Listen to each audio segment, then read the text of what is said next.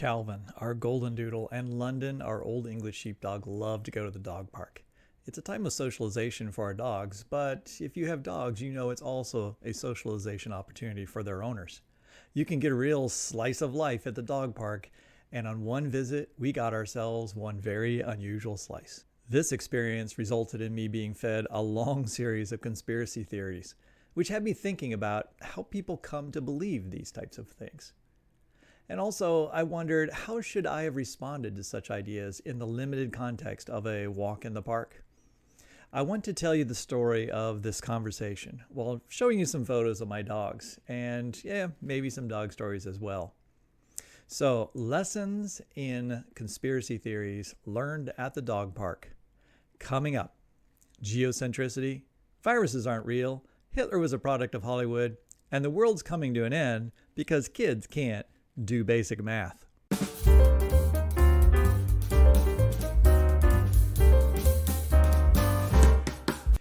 So before we begin talking about my encounter with the people at the dog park, let me introduce you to my family's two dogs.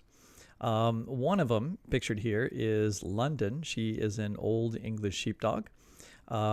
She's about a year and a half old. This was taken almost a year and a half ago. This is like when she was 10 or 11 weeks old. One of my favorite shots during the winter with her first encounter with snow.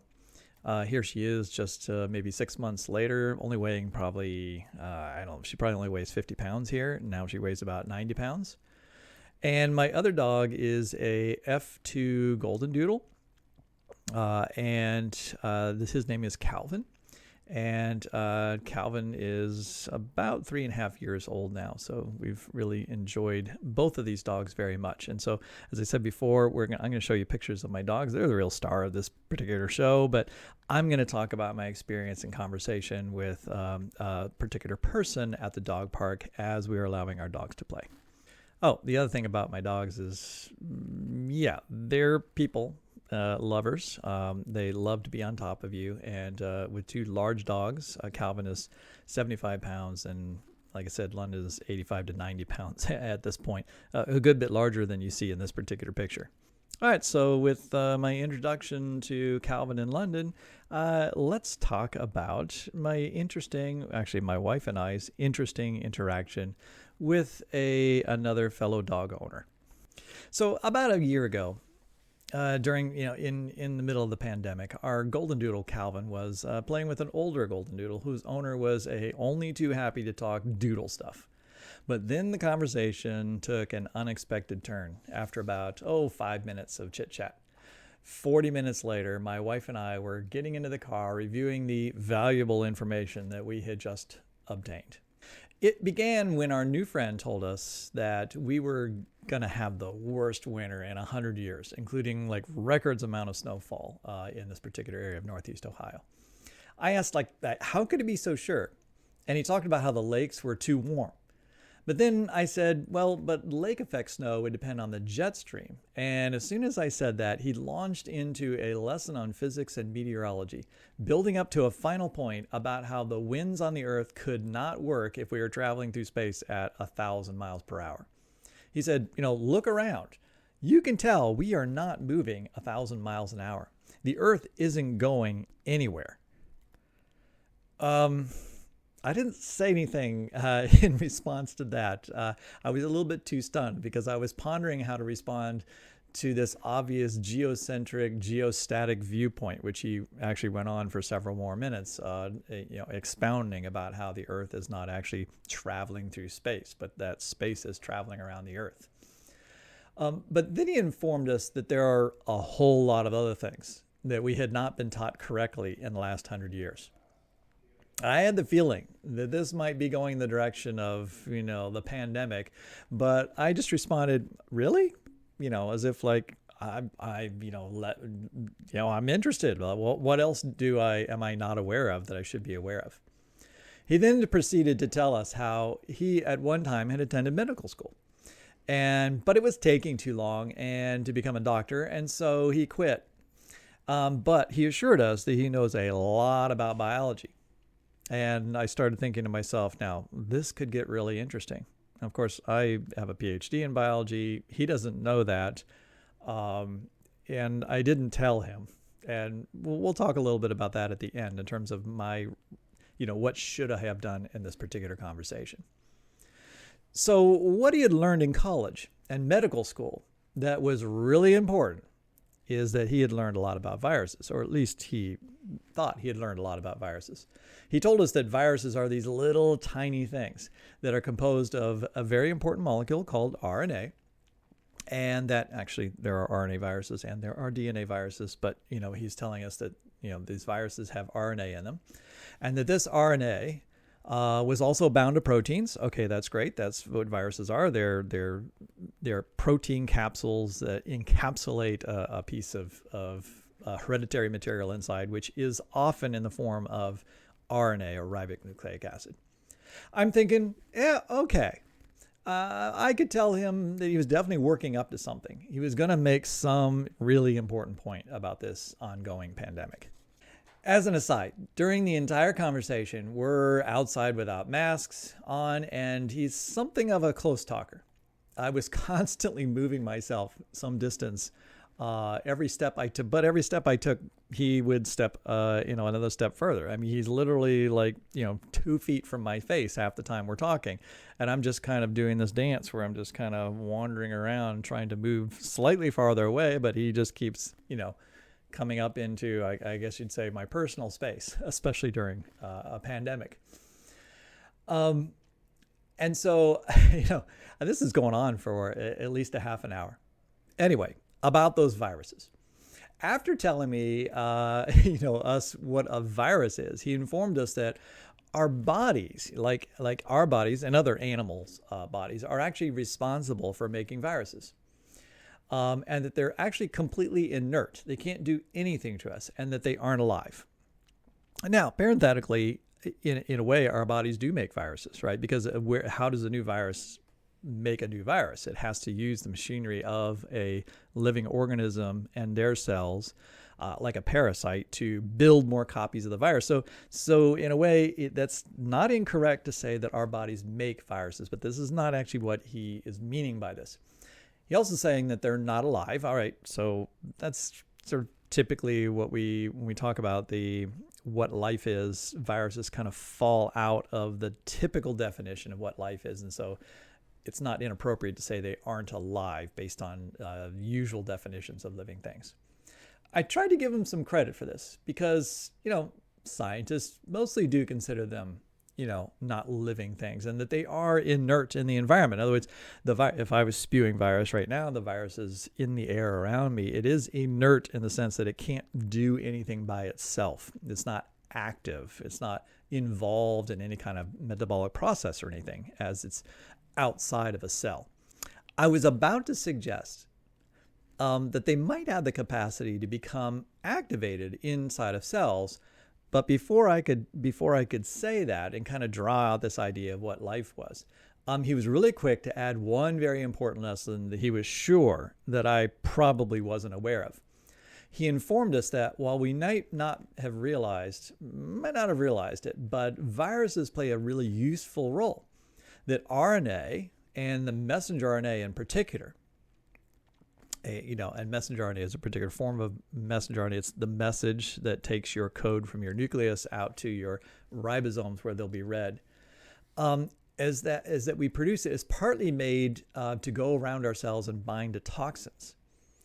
So he's suggesting that these viruses are actually useful and good things that are viruses that our bodies normally produce. Our bodies normally produce viruses with these RNAs because they actually help us. They're not invaders. They're things that we make, that our bodies make. And that not that our cells are replicating the virus that invaded us, but we are intentionally making them. We're designed to make viruses in a way. So now I'm a little bit fuzzy about the exact logic here because, well, honestly, I don't think there is any logic here. There's so many misconceptions. So maybe this will sound pretty wild, but it sounded just as wild standing there listening to him. Apparently, we process these bound toxins that these RNAs that are in the viruses are releasing into our cells this RNA then binds to toxins and makes these little packages called viruses. So now they package themselves up in proteins, which apparently the proteins are things that our bodies make too. Like our genomes have the information for making these viruses.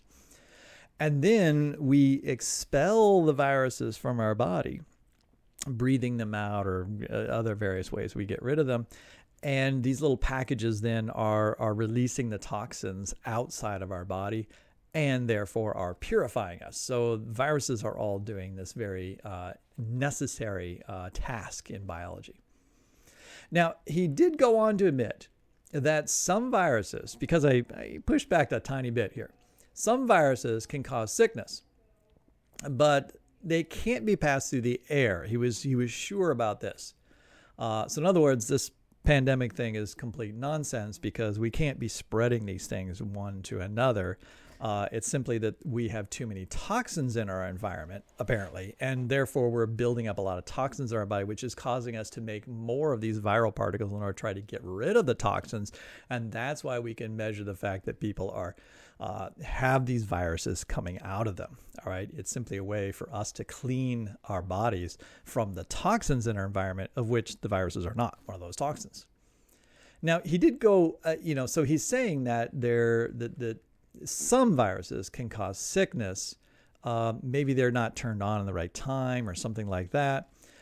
He does say that if a mosquito were to bite him,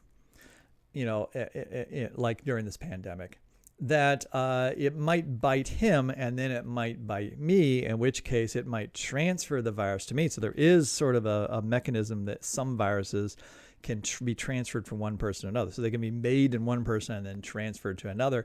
And because you're transferring your toxins, all right, that you made, you're transferring them to another person, in which case you're toxifying them, and then they'll get sick as a result. And so there's toxins in the environment. Some of us don't get as many toxins, but we might actually we might get more toxins from others that are more infected by those toxins and therefore producing more viruses. It was unclear to me why this might be, but he said he had contracted yellow fever, and he seemed to understand that this was a virus and that it made him very sick, but he was sure that he was just an unfortunate victim of another person's toxins being transferred to him. By the way, what you're looking at on the side there is the remains of an Old English Sheepdog's coat. After the long, laborious process of cutting her back. It literally is like shearing a sheep. And that is some really thick hair that she produces. And, it's like it's a bag full when you're done. And it grows back within 6 to 8 weeks to, a fairly nice 2-inch coat again. I'd really love to keep the sheepdog like really long, sort of classic sheepdog look, but it's very hard to do that. It's a huge commitment in terms of not getting mats in there and dirty and all that stuff. So we generally, especially in the summer, keep her a little bit shorter. Okay. So he says that all this virus talk, about all these different diseases is clearly a hoax, because we are made to make viruses and other animals make viruses, and they have a good purpose. And sometimes that good purpose is runs awry, right? There are mutations and mistakes, and so therefore that happens. So, mostly I'm listening through all this, but I decided that that this pandemic talk, it needed a little pushback, right? Because needless to say, during that period, I talked a lot about the pandemic with my class and my genetics class, and we're talking about the virus and so forth and learning a whole bunch about it. So I decided, I do need to say something here. I can't just nod my head and, this is an interesting conversation. So I asked, so if it's just a hoax, why are more people dying right now than would be dying per day? All right. In other words, there's a, statisticians and so forth can make projections about how many people are expected to die each day by all different forms of illnesses and accidents, right?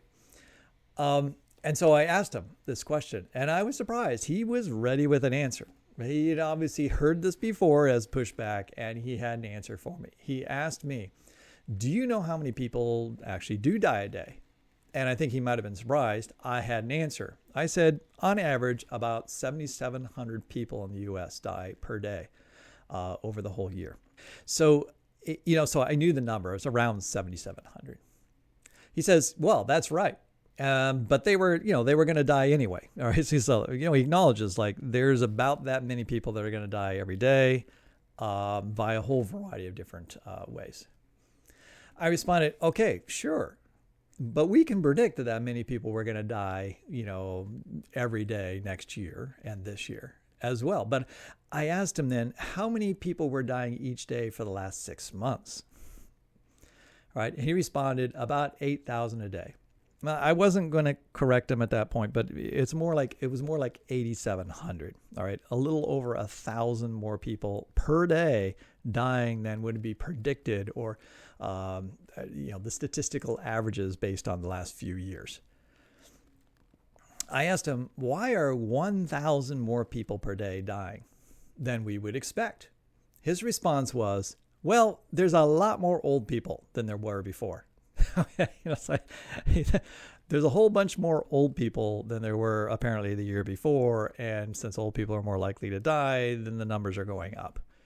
Now, it was at this point my wife was obviously she's listening to this whole conversation and she's throwing in a few little things here and there, but she was obviously very perplexed by this part. And she just had to chime in and she asked, how could there be more old people this year than there were last year? And he quickly informed us that the baby boomers are getting older and it's a generational thing. And so this year, there's a lot more people that are older than there were last year. And therefore, more people are dying and it's not the result of this pandemic thing.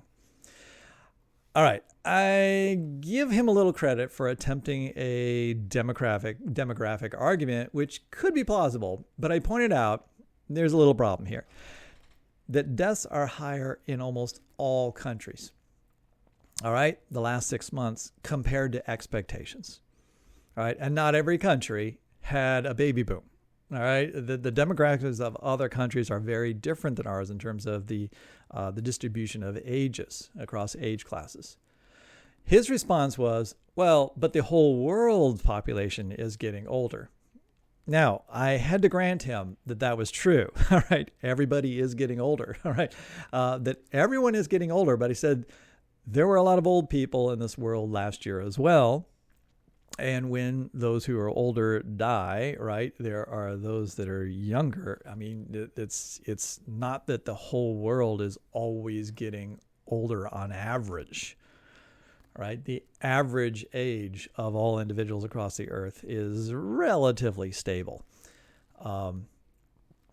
He told us, all right, you're obviously smart people. And so we should be able to do some real research and find out the truth that the government, the world leaders are not telling us.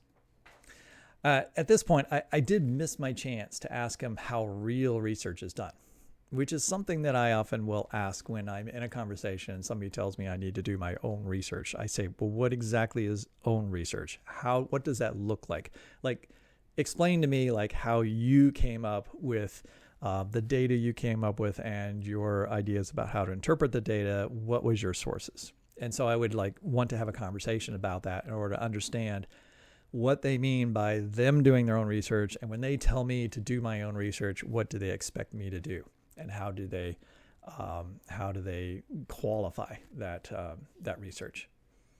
So, but I missed my chance to sort of delve into that because he's a rather fast talker and it was actually hard to get some words in. And I wasn't thinking about that at the time as a good tangent to take, to make, because what I'm trying to do is find ways to have him explore why he thinks the way he does, in order to try to find ways to find chinks in his logic that maybe I could point out. Well, he returned to his theme, which this theme all along was essentially disinformation, right? He's talking about we're all products of disinformation. Everything he's mostly focused on what you learned in school and so forth. It's all wrong. And so we return to this idea of disinformation, how we're being taught false histories in school. and then provide an illustration that he thought showed that we're all being duped. So he said, for example, if you go to a local convenience store and give the cashier a $10 bill, they won't be able to make change because they can't do math in their heads. He made a big deal about this. He went on for several minutes about how he recently visited a convenience store and this happened. And it was clear to him, this generation, that they can't do math. We can't do math in our heads, simple math in our heads. Okay, I know that can be frustrating. I mean, I was just at Starbucks and my order came to $6. I gave the employee $21. They gave it back. They gave me the $1 back because they said I gave them too much. And I had to explain that I wanted $15 back instead of a 10 and 4 ones. And it took them a couple seconds to realize, oh yeah, that's not a half bad idea. But I don't think that not thinking through the simplest way to do math on the fly, I don't think that's evidence that we're teaching false history. This was his example of the effects of teaching false histories in schools results in students not learning math and being able to do and understanding simple math. I think you get the idea, but what we're dealing with here at this point. But as we're talking, or rather, I should say, as I'm listening, because I'm thinking to myself, what should be my response, at this point? It's a nice day. The dogs are playing. I don't have anywhere to go. I'm not trying to escape this conversation. I'm kind of fascinated with it. In fact, I'm kind of just prodding him along because I want to see how far this conspiracy stuff will go. But then I start to realize I do have some responsibility here, right? It's a fellow person. It's a fellow human being. And I shouldn't just be doing this for fun, right? I shouldn't be toying with him. And I don't think I was toying with him. I was I was being very polite, and respectful, in everything that I said. But I was thinking, what should be my response at this point? The wheels are turning as I'm listening to. We're being really polite. I did ask some pointed questions, but do I tell them that I'm a biology professor and that I know a lot about viruses? I've just been on the radio and I've been talking about viruses there, and show him that he's wrong. Like, just go through and okay, here are the things you don't know. I didn't think that would be fair, and it would likely be unproductive to simply assert that I know more than him. But how do I approach this, especially after listening and not saying anything earlier? I feel like I kind of dug myself into a hole where it's like, okay, I'm listening. I'm not telling you things about myself that would inform you that I'm an informed citizen on some of these questions, and we should have more of a different kind of conversation. So, rather, after talking for a while about how we can't trust anything, he finally used a phrase that I knew I could pick up on. And he used this phrase in the middle of a sentence. He said, "Everything you've been taught is a lie, and everyone is lying." All right. At that point, I quickly responded and said, "So if everyone's lying, how can I know that you are telling me the truth?" He responded. He said that, and here's his response. He said, "I've gone to college." I was like, I wanted to laugh out loud at that point, because he's been telling me about how everything you've learned in school is a lie, false histories, and that makes us say things and understand things incorrectly. And then his reason for me believing him is that he's gone to college. In other words, he went to the "I'm educated," response of somehow I'm schooled, and therefore I'm able to identify all the other lies that everyone else has learned at school. He reminded me again that he'd gone to medical school for a long time, apparently way back a long time ago. This is an older gentleman, maybe when they actually told the truth in school. So maybe that's what I was thinking is in the days when America was great, we actually taught real history in school and real truth. And I remember those truths. And today, none of you have actually, including myself, and I'm not exactly young anymore, must not have learned the truth. He also informed me he's done a lot of reading. Okay. So now we're getting back sort of that idea to the idea of disinformation, like how do you know what you know, and doing your own research, where I could have probably picked up the conversation and directed it back to what does own research mean. But he's on a roll at this point. He has been open to learning from other sources. So I'm already getting the answers to those questions anyway, right? He's like, so, well, where are you getting your truths? Well, he's open to other resources. In other words, alternative resources, things that you wouldn't normally look at, but this is where the truth hides, right? And then he told us, in case it wasn't already clear, that he's a really, really smart person. And you can tell that he's smart, as he told us, that because he's had a very successful career in which he went through, a whole bunch of different things he's done and been apparently very successful at. Thankfully, he did assure us that we also seem to be a very smart couple. All right. It's like, you two seem to be really on the ball, and, you're really amazing. I mean, I guess partly because we were listening to him and giving him some time, right? After all, he said, you have an exceptionally featured golden doodle.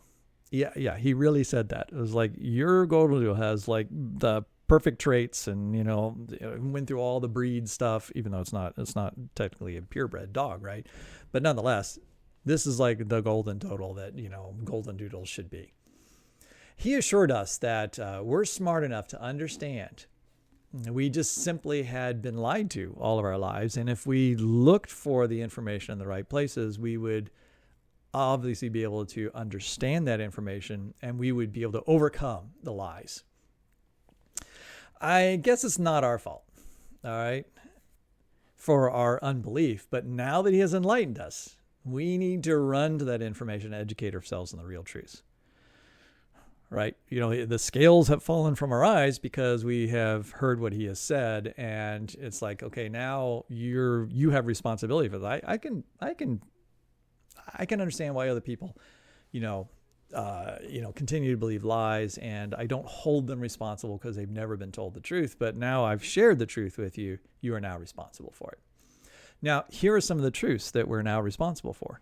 Right. And now I'm sharing them with you. So you will now be responsible for those. Right. Just in case the YouTube, scourers are looking at this, I am being sarcastic here. So please don't flag me for spreading conspiracies, because I'm talking about conspiracies. Okay. So had to get that in the transcript. So what are some of those other conspiracies? Well, a long story. He went on about how Adolf Hitler is the product of Hollywood and Walt Disney, who really constructed Hitler and so forth, and created the story of Hitler to create World War and all this stuff. All right. And so it was Walt Disney that was pulling all the strings in the 1940s. And so I'm not going to recount this whole story, but you get the idea. To me, it was very similar to those who today are trying to tell us that Bill Gates is pulling the strings behind every leader in this world, or that George Soros is essentially running the world from behind the scenes. Right? It's the same type of thing, or the same way that we'll look at those stories from today, 30 or 40 years from now. But one of the things I want to ask now, to be more serious about it, I'm kind of having fun with this, but let me be a little more serious. What was my responsibility in this conversation? Right? You go to the dog park, you're just like, I'm going to go hang out with the dogs, and you bump into somebody, you start talking about dogs, and then you end up in this kind of conversation. What's my responsibility? Like my social responsibility, my responsibility as a human being to my fellow human beings. So during most of this, I'll call it a one-way conversation, I'm pondering, what should I be doing here? Should I be arguing? If I just nod my head, am I furthering his delusions? Is there something I could say here that could help this person? How can I be compassionate without confirming his errors. Like, how can I care about the individual without simply allowing him to think that his beliefs are well informed?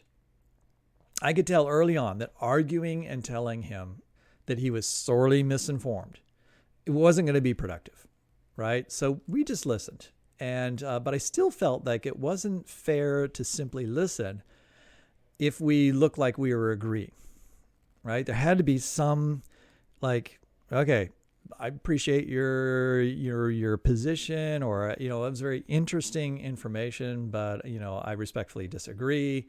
Have to say something.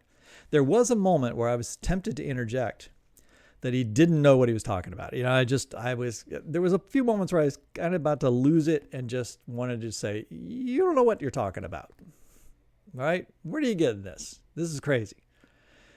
This is when he was going on details about how we make RNA from our DNA and so forth. And I wanted to tell him, hey, I just got done, earlier today talking to 100 pre-med students about DNA and RNA, right? Like, I know about this. Like I could break into the authority thing. Like, I have this knowledge.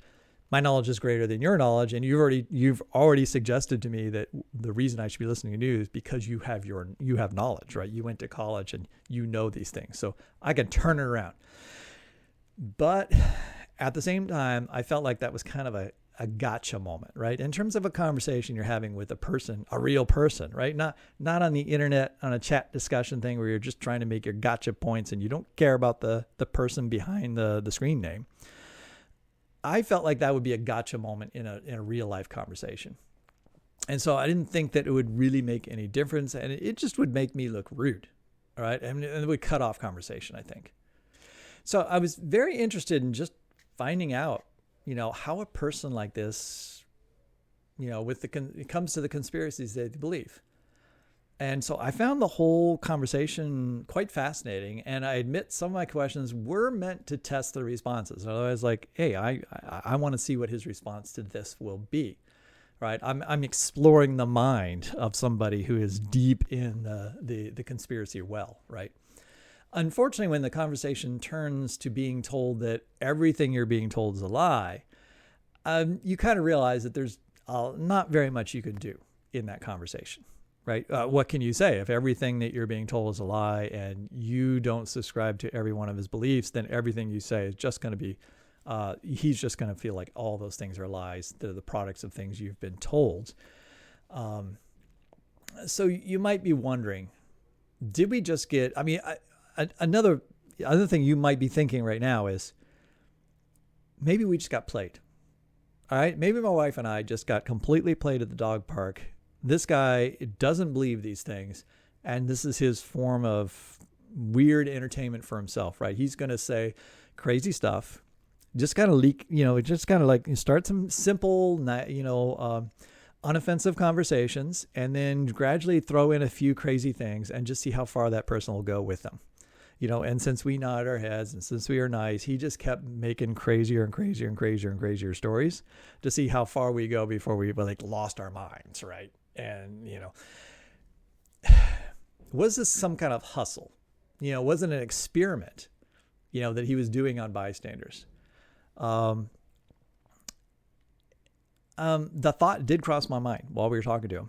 This happened. I do think this. I've always, I guess that's a skeptic in me, when if something's too good to be true, I'm skeptical, right? And if then something's too crazy, I'm also skeptical that could be that crazy.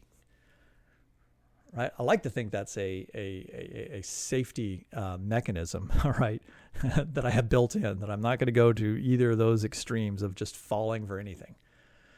But it does drive me crazy sometimes, because then you're having this internal conversation about like, okay, maybe this is all fake. What should I be doing? I'm thinking more about what my conversation should be and how I should be doing it than I am sometimes listening, which can be a problem. If the conversation is a hoax, well, I think he was truly a brilliant person then, because he was very convincing, right, at playing the role of a conspiracist. But I don't think that this is the case. I don't think that he was playing us at the park. I've seen this guy before, right? He's been at the dog park many, many times. I've heard him talking to others. I've talked to him briefly before in the past, but never gotten to this particular conversation, obviously. He comes across very genuine. I've never seen him, with anything, but he is, I'll call him slightly eccentric in his behavior. And I've seen that exhibited in a variety of different ways at different times at the dog park. And I never got the sense that he was anything but that's exactly who he is. All right. So I wouldn't characterize him as crazy. He is completely capable of normal conversation. He's married. He has held a job for many, many years. He made statements that were wrong, but they were misinformed rather than being completely irrational. Now, some of his arguments, because they're missing so much information, they don't really hold together. But much of what he said in terms of his conversational style was a logical conversation. He had logical consequences of things that he said. He attempted to provide some evidence to support his views, but in many cases, that evidence obviously came from unreliable resources. But the point is, he wasn't simply like making stuff up. Like, he had data. It was bad data, but he had data and information to support his view. So the conversation was very cordial, and he never got upset about anything even when I pressed him a little bit. All right, so I view him as being misguided, misinformed. But how does one go down the rabbit hole this far? Like, how does he come to be that far? I don't think we have to go very far to see that, though we might laugh at someone who thinks that the world is not moving or that viruses are not what we think they are.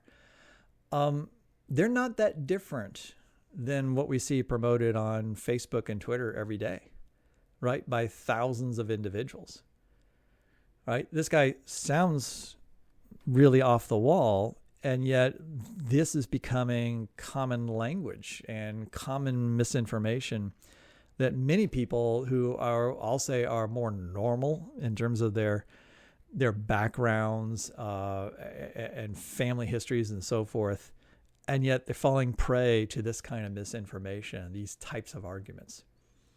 They may not have gone so far, but many of them are on the slippery slope to having such extreme views, right? You start out with minor bits of misinformation, but eventually it begins to pile up. And especially once you start to get this idea embedded in yourself that you can't trust anything, you can't trust any authority.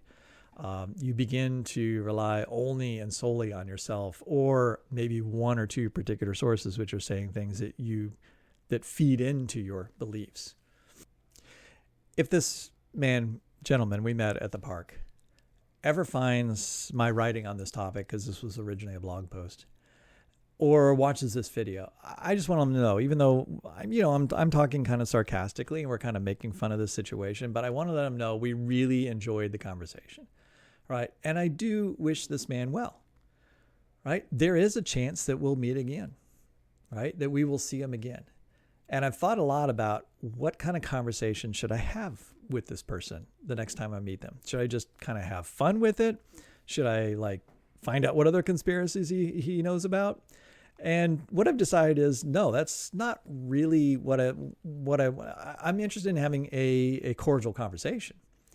And we'll talk about the weather, and we can talk about a variety of different things. But at the end of the day, what am I actually concerned about with other people? I'm concerned about their souls, right? I'm concerned about ultimate truth in this world and leading people to the best understanding of the world around us, why this world exists, and the ultimate answers to real questions in this world, which is what I'm calling ultimate truth. So I don't really, at the end of the day, care that much about whether someone has erroneous beliefs about how the world functions physically. If you don't know how viruses work and don't understand RNA and DNA, that's not the end-all be-all of what you should know or what makes you who you are. And at the end of the day, what you're judged upon in terms of your being a human being and made in God's image. And so what my concern would be in talking to somebody is knowing whether they have any glimpse or idea of this other truth that's out there. He thinks he has the truth, right? I think he thinks he has the truth. I'm going to call that little t truth, just truths and facts about this world. But in terms of ultimately understanding the world, why it is that it exists and what we're here for, that would be what I would want to help him understand better. And the conversation we had, I realized as I sat back, and my wife and I talked about this later, is that it's not about just coming out and saying like, hey, I've got this Bible for you. You need to read this, believe this, and that's your truth. It's about leading him to understand that he needs something more than what he's grasping onto. He's looking for something. People are in conspiracy theories are often looking for something. They want to feel like they have something that nobody else has. That is, they have inside knowledge into like some sort of more profound truth than anything else. But unfortunately, these truths are not truths, right? They're leading them astray even farther from anything that is an assemblage or of truth. And so there is an opportunity for somebody like this to have a cordial conversation with them, show that they are human beings and I care about them, and talk about what is this truth?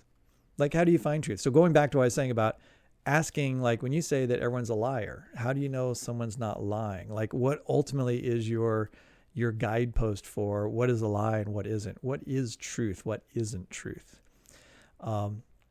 And that's where I failed in this conversation, was to at least give this person a sense that here's the reason why I think you're wrong. And it's not just that, well, I have different facts or I have different ideas or your opinion is different than mine. I think that I have some sense of a truth about the world's existence and reason for being and who I am and why I'm here. That gives me the ability to have some confidence, right? That I think that he's lacking, right? That he's searching for. And at least give him the opportunity to say, here's at least another form of truth, right? I think it's the ultimate truth. You may disagree, and many of my viewers will, but at least give him another opportunity to see that there's another way of understanding this world. And so I failed to give him something that he really needed, which is a way to find real answers to the most important questions. And I can address some of those questions simply by engaging him further in discussions about how he finds truth. What does he mean when he says that that I have other sources? What are those sources? And how do you know you can trust those sources?